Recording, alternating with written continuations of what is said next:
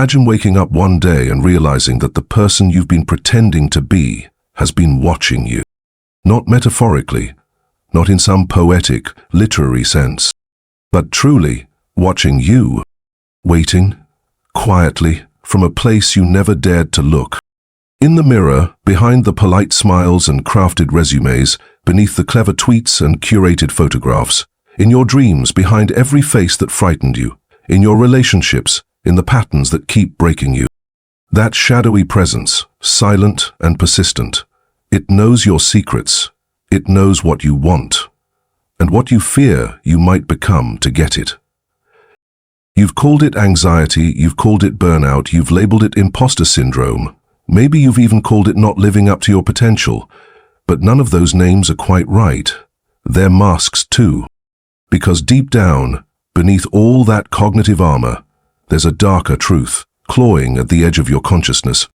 You have no idea who you really are. And worse still, the part of you that does know, you've exiled it. Carl Jung called this buried force the shadow, the hidden, suppressed side of the self, not just the socially unacceptable parts, not just anger, lust, envy, or pride, but also the quiet brilliance, the creative chaos, the unexpressed vitality that's been locked away because the world told you it was too much, too wild, too raw, too dangerous. And here's the paradox: the shadow isn't your enemy. It's your map, your compass. Buried inside that darkness is the purpose of your life. But to get there, you'll have to do something no one ever teaches you how to do. You'll have to confront the one person you've spent your entire life avoiding: yourself. Imagine a child standing in a room full of mirrors. At first, they run joyfully, laughing at the reflections. But every time they show too much anger, someone says, "Don't be like that." Every time they cry, they hear, "You're being dramatic." When they dream big, someone smirks, "Be realistic." And so the child learns to edit the reflection. They smile when they're sad, numb themselves when they're angry, shrink their dreams into checklists, their passion into productivity. And all those discarded emotions, unmet desires, and repressed instincts, they don't vanish. They descend. Jung said, "What you resist not only persists, but will grow in size." Your shadow is everything you have refused to be, and the more you run, the stronger it becomes. It doesn't knock politely, it erupts. In the midlife crisis, in the panic attacks, in the inexplicable rage towards someone who mirrors your own buried shame, in the haunting feeling that no matter what you achieve, something essential is still missing. Why is it that so many people build lives they were told would make them happy, only to find themselves suffocating in silent despair? Why does chasing success often leave you feeling more hollow than before? Why do you sabotage the very things you say you want? What if the real you, the one you buried, is the only one who ever knew the answers? The world encourages light. Smile, be productive, be positive. But what happens to the darkness? Where does all the disowned anger, sorrow, lust, and power go? Where does the real you go? Jung warned that a person who looks only outward dreams, but one who looks inward awakens. The journey to meaning, to identity, to wholeness, it doesn't start with adding more to your life. It begins with going within, to the place you fear the most, to the place you've labeled as shameful, dangerous, or unworthy, to the very parts of you that could no longer survive in the light, so they adapted to the dark. But here's the question that should shake you. What if the thing you've spent your whole life avoiding is the very thing your soul has been asking you to face?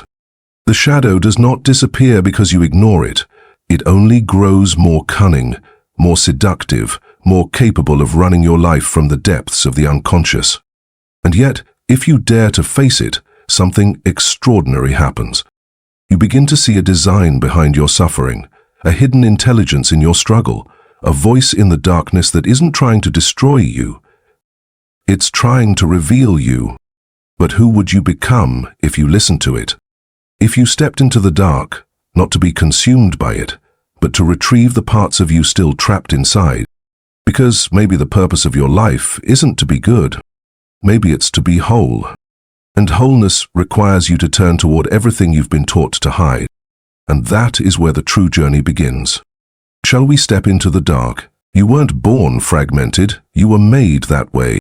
Not out of malice, not because someone plotted your undoing, but because civilization has always demanded masks. From the moment you learned to speak, you were also taught to split. There was the version of you that pleased others, the obedient student, the charming child, the agreeable friend, and then there was everything else. The wild curiosity, the irrational rage, the primal longing. The world gave names to these hidden parts. It called them inappropriate, immature, shameful, evil. So you buried them. This act of division, this internal severing, is not just emotional, it is existential. Carl Jung saw it not as dysfunction, but as necessity. He wrote, "The individual has to learn that there is a polar side to his personality, which is just as real as the one he prefers to show." What he meant was this: you cannot become whole without first becoming two. The shadow is not a psychological error, it is a psychological design, a necessary byproduct of social survival. In a world that rewards conformity, it is dangerous to be fully seen, so you hide, you adapt, you survive. But at what cost? Let's go deeper. In ancient myths, the hero always enters the underworld. Why? Why must every sacred story lead into the dark? Because transformation is not found in the light, it is forged in confrontation with the repressed, the exiled, the feared.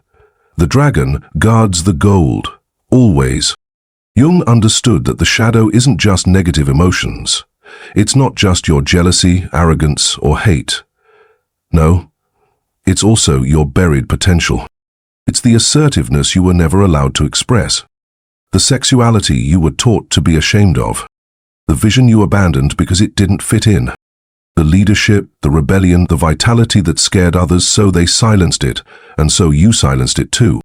Philosopher Arthur Schopenhauer believed that human suffering stems from a war between will and appearance, the primal forces within us and the social roles we are forced to adopt. Jung took that further. The parts of you that don't serve your social identity get locked in the basement of your psyche, but they don't die. They grow teeth. They haunt your relationship. They corrupt your decisions. They whisper to you at 3 a.m. when everything else is silent. Have you ever lashed out at someone, then wondered, where did that come from? Have you ever felt irrational envy at someone's success? Have you sabotaged something you claimed to want just when it was within reach? That wasn't you. And yet, it was. It was the part you locked away, screaming to be seen. Jung said, "Until you make the unconscious conscious, it will direct your life, and you will call it fate." This is the core of the hidden problem. We believe we are rational beings, we believe we are free, but in truth most of us are ruled by the very parts of ourselves we refuse to acknowledge. The shadow governs from the shadows. From a psychological standpoint, the repression of the shadow leads to what Jung called neurosis, a state of inner conflict so potent it begins to distort your perception of reality. Neurosis doesn't always scream. Sometimes it whispers. You're not good enough. You don't deserve love. If they knew the real you, they'd leave. Neurosis manifests in subtle self-sabotage, chronic guilt, creative block, or the constant need for validation. The hidden voice says, be smaller, be quieter, be safer. But behind that voice is something else. A beast, a fire, a truth. It's the part of you that wants to be whole again, that no longer wants to carry the lie of the persona you wear, that no longer wants to be domesticated. And society? It's complicit in your fragmentation. From school to the workplace, from religion to family dinners, we are taught to be pleasing, adaptable, normal. We're told to pick a box and stay there, introvert or extrovert, rational or emotional, logical or creative. But you are not a box, you are a paradox. You contain opposites, light and dark, good and evil, order and chaos. Jung, like Nietzsche before him, warned against moral rigidity. He saw that much of human evil arises not from conscious cruelty, but from unconscious repression. The more we deny the shadow, the more it erupts collectively. War, prejudice, extremism, these are not deviations from the human psyche. They are expressions of its denied truths. The psychologist Jordan Peterson, influenced heavily by Jung, often emphasized, the line dividing good and evil cuts through the heart of every human being. It is not us versus them, it is us versus ourselves. To deny your darkness is to project it onto others. And this is how the world becomes dangerous. But repression isn't just philosophical, it's neurological. Modern neuroscience confirms what Jung intuited a century ago. The brain doesn't forget what it suppresses, it simply rewires around it. Trauma, shame, and unexpressed emotions are stored in the limbic system, the seat of emotion, and the amygdala, the brain's alarm center. Over time, these unintegrated patterns become reflexive. Your nervous system learns to brace for a world that no longer exists. Your body remembers what your conscious mind tries to forget. This is why shadow work isn't just about insight. It's about integration, healing, feeling what was never allowed to be felt, releasing what was locked inside. But this work is terrifying because the shadow doesn't just hold pain. It holds power. There's a reason most people never meet their shadow, because it would shatter the story they've told about themselves. The story of being a good person. The story of being a victim. The story of being in control. But the truth is, your shadow holds the keys to your sovereignty, to your purpose. Not because it is moral or admirable or acceptable, but because it is yours. The parts you've disowned are the parts you must reclaim. Because until you face your shadow, someone else will use it against you. An abusive partner, a manipulative boss, a cultish ideology. They'll see what you won't admit and control you through it. So ask yourself, what have you locked away in the basement of your being? What have you called not me for so long that you've forgotten it ever belonged to you? And what would happen if you dared to remember? You are not broken, you are divided. And the path forward is not in polishing your mask, it's in gathering the pieces. It is in walking down into the depths, not to destroy the shadow, but to invite it home. Because this is the great spiritual and psychological rebellion. To embrace what you were taught to reject. To find purpose not in perfection, but in integration. And yet, even as you begin to face the shadow, do you truly understand what it's been doing all this time? Because the next truth is even more disturbing. It's not just hiding, it's shaping you. And it's already cost you more than you know. You think you are in control, that your choices are yours. But what if they're not? What if most of what you call free will is simply unconscious compensation? What if your dreams, your habits, your relationships, even your pain, are the echoes of something hidden, moving beneath the surface of your life? You think you chose your partner, your career, your belief system, but what if each of those choices was made with a blindfold on, guided not by your authentic self, but by a fragmented one? This is the quiet tyranny of the shadow. It doesn't just hide, it shapes. Imagine a man who prides himself on being kind, always composed, always calm. But somewhere in him lives a rage so ancient, so profound, that it terrifies him. So he builds his whole identity around peace. He avoids confrontation, says yes when he wants to say no, lets others cross his boundaries. People call him a good guy. But he feels hollow. He secretly resents everyone. And one day, without warning, he explodes on his child, on a stranger, on himself. He doesn't understand it, but his shadow does.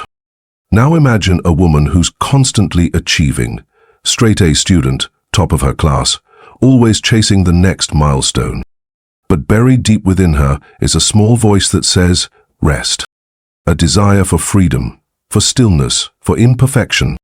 She ignores it, pushes harder, proves herself again and again, until one day her body collapses. Not out of weakness, but out of rebellion. The shadow speaks through symptoms, through anxiety that won't go away, through depression that steals your joy, through patterns that keep repeating no matter how much you know better. Because the shadow does not respond to knowledge. It responds to attention, to confrontation, to courage. Modern psychology shows us how powerful this unseen force really is. The brain's default mode network, a system of interconnected brain regions, kicks in when we're daydreaming, ruminating, or thinking about ourselves. It is also the seat of the ego, the story we tell about who we are. But when trauma or repression occurs, this network becomes overactive.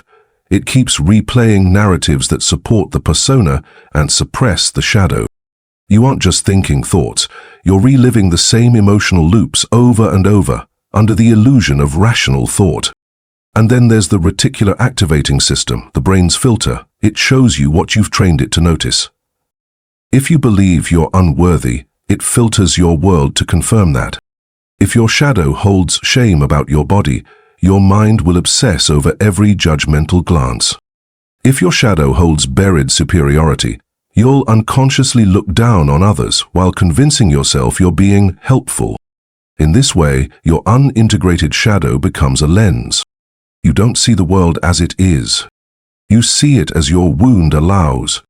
And the consequences go deeper still. Unacknowledged shadow bleeds into every area of life. Relationships. You're drawn to people who mirror your disowned traits. The narcissist and the empath. The savior and the victim, the controller and the dependent. What begins as attraction becomes repetition. Cycles that mimic childhood wounds, replaying until the lesson is learned or the soul gives up. Purpose. You think you want to find your passion, but the shadow has hidden it. Your real purpose scares you. It would require shedding the mask, abandoning the approval of those you fear to disappoint, and embracing your unfiltered power. So instead, you chase purpose in socially acceptable ways, careers that look noble, paths that feel safe. You call it stability, but your soul calls it betrayal. Creativity. Artistry lives in the unconscious, but when the shadow is suppressed, so is imagination. You might write, but never deeply, sing, but never wildly, paint, but never truthfully. The shadow censors the muse until you let it speak. Spirituality. You seek light, transcendence, bliss, bless. But spirituality without the shadow is not wholeness, it is escapism.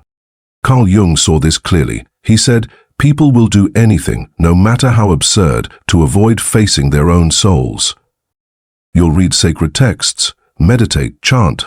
But if you do not descend, your ascent is a performance.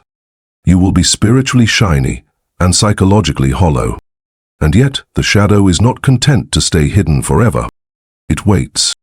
It bides its time. Until one day, it erupts. Through the panic attack that comes out of nowhere. Through the failed marriage that you never saw coming. Through the creative block that turns into depression. Through the existential crisis that strips you bare. And you say, I don't know what's happening. But your shadow does. Because it's been watching you. Waiting for you to wake up.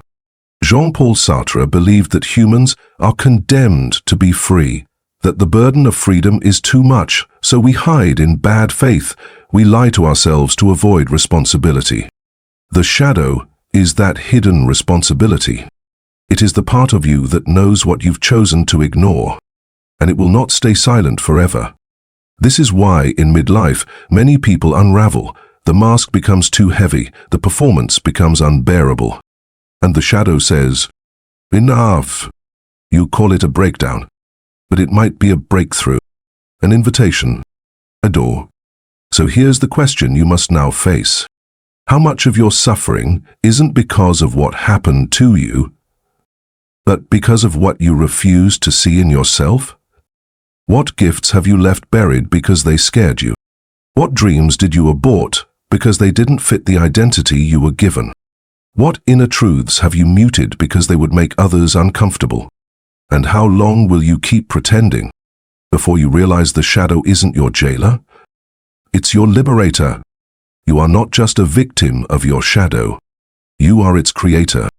And therefore, you are also its master.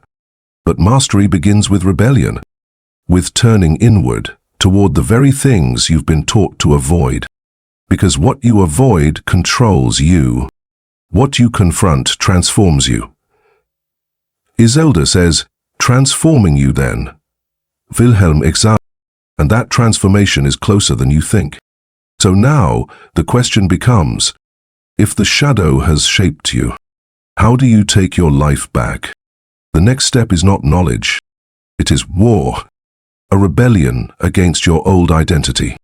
A resurrection of your buried self. You can feel it now, can't you? That pressure inside, the coiled tension of decades spent performing a role, hiding your edge, shaving down your soul to fit into the shape others demanded. It's not just stress. It's not just exhaustion. It's the uprising of your buried self. The shadow doesn't want to destroy you. It wants out of the prison you locked it in. It wants to be seen, to be heard, to live. And so begins the rebellion. Not with slogans, not with external change, but with something far more terrifying. Radical self-confrontation. This is not about self-improvement. This is not about making yourself more productive, more likable, more successful. Those are the values of the persona, the mask. The rebellion begins the moment you realize you don't want to be good anymore. You want to be real. And realness begins with risk. Carl Jung didn't believe in fixing people. He believed in integration, bringing the unconscious into consciousness, not to judge it, but to understand it, to reclaim it. He wrote, "One does not become enlightened by imagining figures of light, but by making the darkness conscious. You want to be whole? Then you must go to the very places you've abandoned. Not to rescue yourself, to remember yourself. Step 1. Own your projection. What you hate in others often lives in you. The arrogance you despise, the selfishness that triggers you, the weakness you mock. Each one is a mirror. Your ego says, "That's not me." Your shadow whispers, "Yes, it is." The rebellion begins when you stop asking, "Why are they like that?" and instead ask, "Where does this live in me?" Because if you cannot find the trait within you, you are blind to its control over you. Step 2. Reclaim your rage.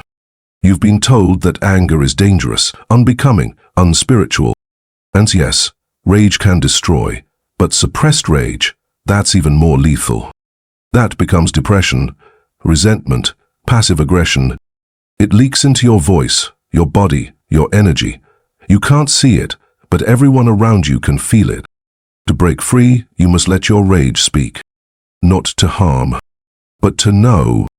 Ask, what injustice have I been tolerating for too long? What truth have I been silencing to stay polite? What boundaries have I betrayed in the name of being nice? Your anger isn't a flaw, it's a compass. Step 3. Reintegrate the exiled self. This is the part that hurts. The child who was shamed for being loud, weird, emotional, intense. The teenager who was ridiculed for wanting too much. The artist you buried beneath spreadsheets. The leader you silenced because you were scared to offend. They are all still in you, and they are still waiting. Waiting for you to come back. Write to them. Listen to them. Invite them home. Not with conditions. Not with discipline. With presence. With love. Because you cannot reclaim your destiny until you reclaim your exile. Step 4. Stop outsourcing your power. The world taught you to look outside for permission, for validation. Did I do it right? Did I make them proud? Do they still love me? But here's the truth. No one is coming to save you. No guru, no lover, no career, no spiritual awakening. Because salvation isn't out there. It's in the parts of you you abandoned to be loved. The rebellion is an inner revolution. It means becoming your own authority. It means asking not, what will they think, but what does my soul require? Step 5. Create a sacred container for the chaos. You will be tempted to rush, to skip ahead. But the shadow does not open under pressure. It opens in ritual. Create a practice. A journal when no one reads. A room where you scream into a pillow. A dance that looks like madness.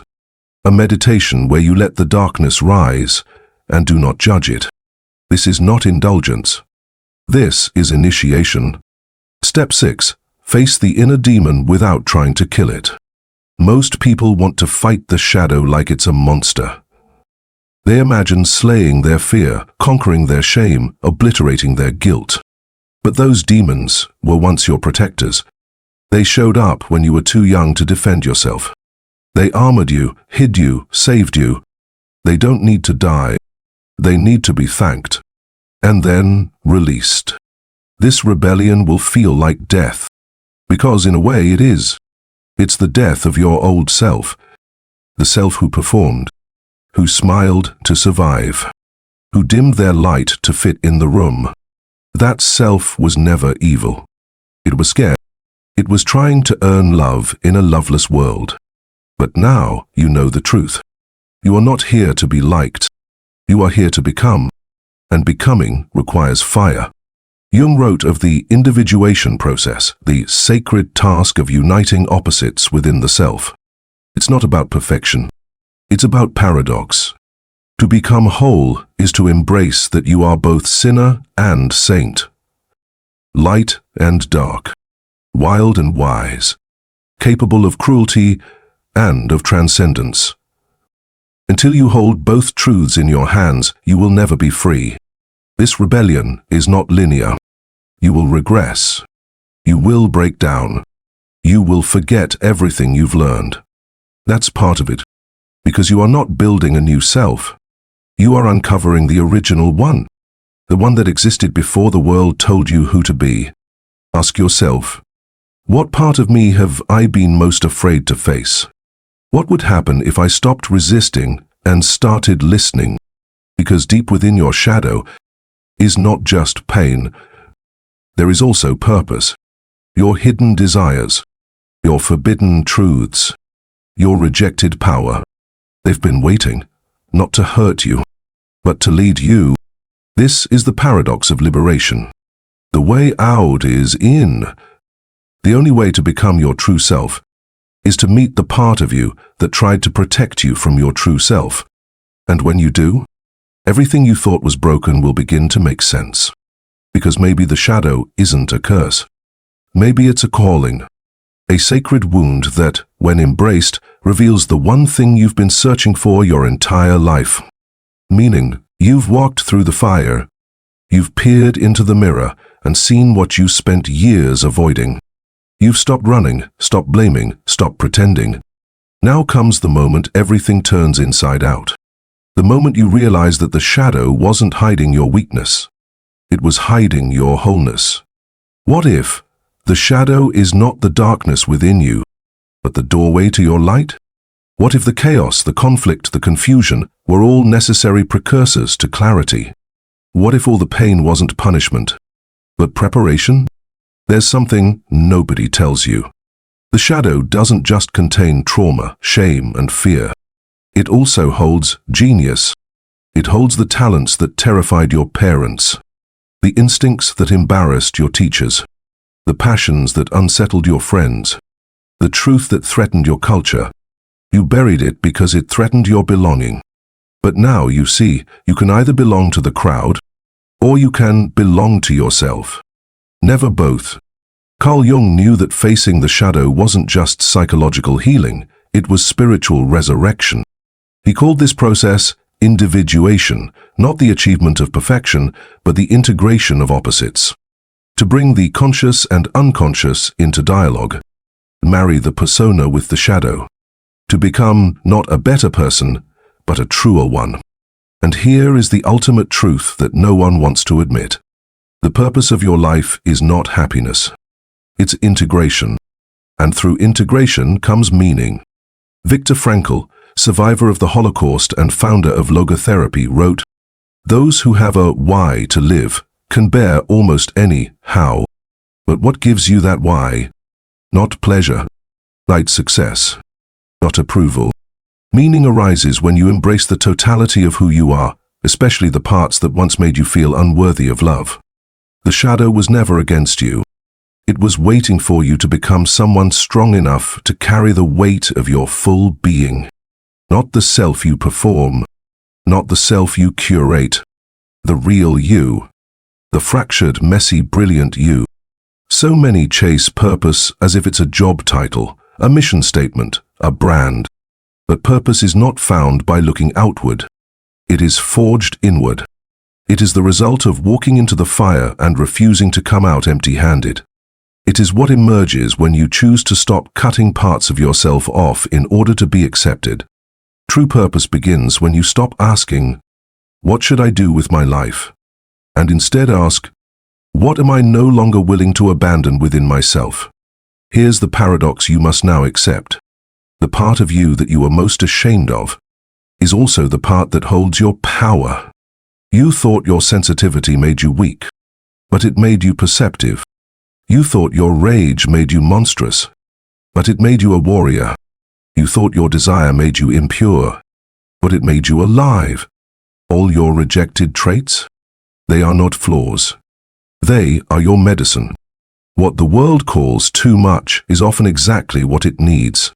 Your anger is needed where there is injustice.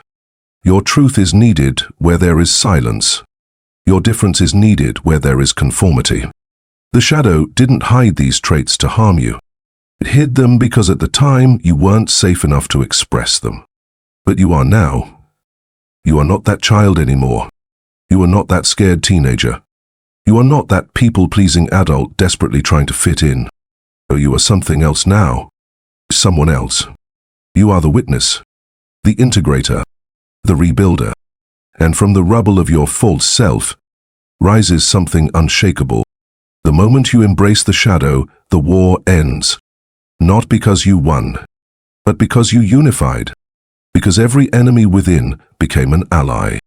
Because the voices that once tore you apart now speak in chorus. This is the moment of inner sovereignty, where you no longer outsource your worth, where you no longer betray your gut, where you no longer shrink to make others comfortable. This is the moment you stop surviving and begin living. So what now? Now you stop chasing the light and become it. Not by pretending to be good, but by embodying what's real. You stop numbing yourself and start feeling again. You stop hiding and start showing up, messy, honest, flawed and whole. You speak the truth even when your voice shakes. You reclaim your time, your energy, your space. You give up the game of perfection and choose the path of integration. Because there is no joy like the joy that comes from being fully seen, especially by yourself. And perhaps the greatest realization of all is this. The life you've been searching for is the one that begins the moment you stop running from who you are. Everything up until now, every breakdown, every failure, every moment of shame, was not a detour. It was the exact path. It was the shadow guiding you home. Through darkness, through mirrors, through the sacred ache of becoming. You want purpose? Here it is. To reclaim your lost pieces. To become undivided. To live as one whole, luminous, dangerous soul, fully alive in a world that prefers you half asleep. This is your work. This is your gift. And this is your responsibility. So close your eyes. Feel into your body. Listen for the voice behind the noise. Not the one that flatters. Not the one that criticizes. The one that's always been there. Waiting. Watching. Whispering. Come home. You are not here to be perfect. You are here to be complete. And now, you know the way.